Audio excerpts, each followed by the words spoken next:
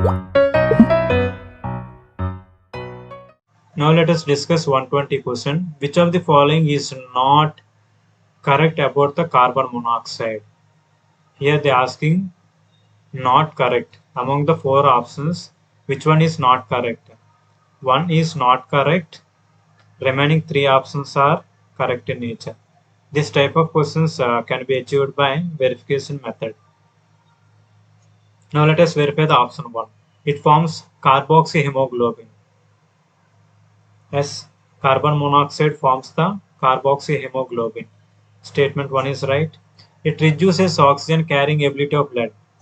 Exactly. By inhale of axis, inhale of carbon monoxide, it reduces oxygen carrying ability of blood. So statement 2 is also right. Now let us verify the statement 4.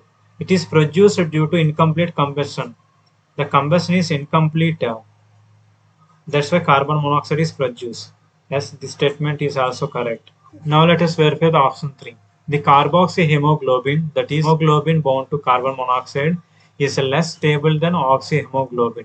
This statement is a wrong statement. Why? Because carboxyhemoglobin is not less, more stable than oxyhemoglobin.